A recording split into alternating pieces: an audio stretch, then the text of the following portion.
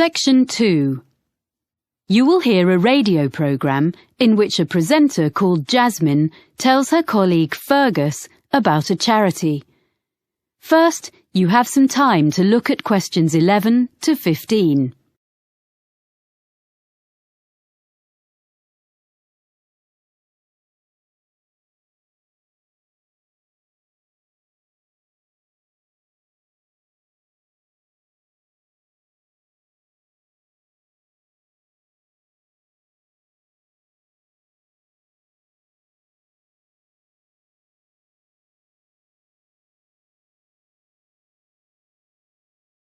Now listen carefully and answer questions 11 to 15.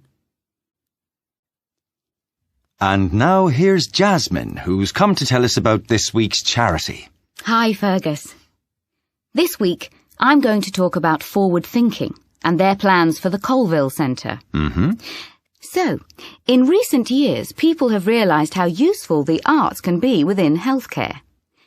The idea behind forward thinking is to use the arts to promote well-being. The charity develops projects for people with special needs and health problems, and also delivers training to healthcare professionals in using the arts, as well as supplying them with information and advice. Forward thinking doesn't just run art and craft classes to distract people who are ill, or recovering from illness, but arranges longer-term projects and courses, as it's been shown that the arts can bring all sorts of positive changes in patients, including benefits such as shortening the length of stay in hospital and reducing the amounts of medicine they need. I see. Forward thinking has experience of working with a broad range of people, from young adults with learning difficulties to older people in homes or daycare centres and people with physical disabilities. The organisation's been around since 1986, and it gradually expanded during the 1990s. Then, in the new millennium, it was decided to find a memorable name. So it's been operating as Forward Thinking for several years. In fact, since 2005.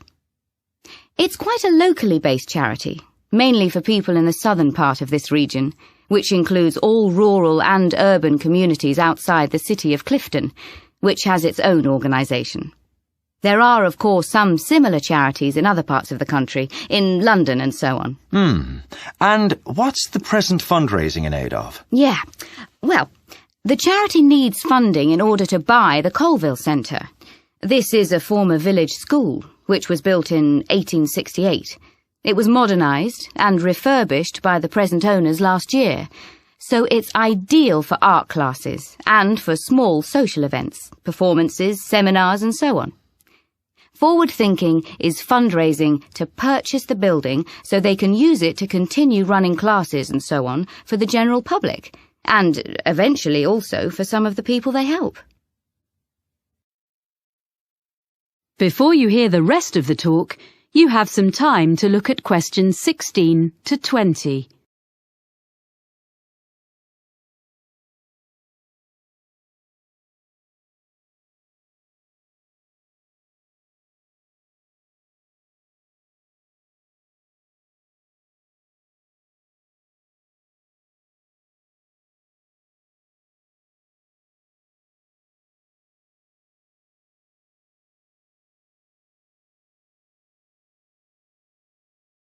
Now listen and answer questions 16 to 20.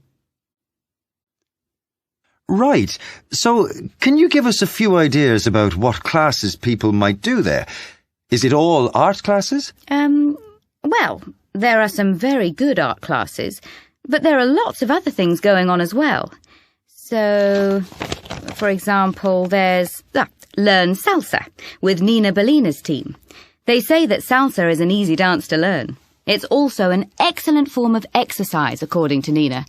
And that class is for both men and women, of course. It's ideal for beginners and what they call refreshers. That's £100 for 10 sessions. Then, another class is called Smooth Movers. It's with Kevin Bennett. And it's for you if you don't have the same energy levels as you used to when you were a teenager. It's a gentle exercise class. geared to the needs of whoever is in the group in a particular session. And Kevin is qualified to teach classes to people getting over injuries and so on, and balance training. That's £60 for 10 sessions.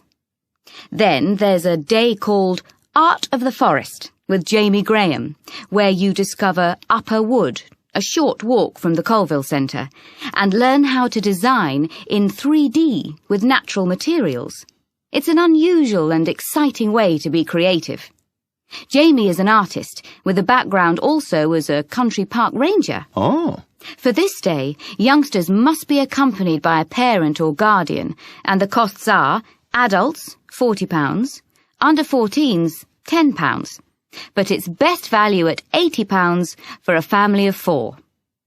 The next one is The Money Maze, and this is a series of talks by Peter O'Reilly, an independent financial advisor. He gives advice on family finances, things like everything parents need to know about managing the costs of bringing up children, sending them to university, and actually also about care for elderly relatives. It's £10 per talk, which will all go to support forward thinking. And as a final example of what's on offer, there's Make a Play. That's for 8 to 14s. And this activity is such a hit that it usually sells out within days of being announced. Basically, what you do is write, rehearse, and perform a play in just 2 days. And it doesn't require any previous experience. I gather there's lots of fun and silliness along the way. And the best bit, perhaps, is that there's a performance for family and friends at the end. Aha! It's just £50 for 2 days. Pretty good range of activities, I think. And all raising money for a good cause. Yes. And the all-important contact details are colville@forwardthinking.org.uk or write to me. That is the end of section 2. You now have half a minute to check your answers.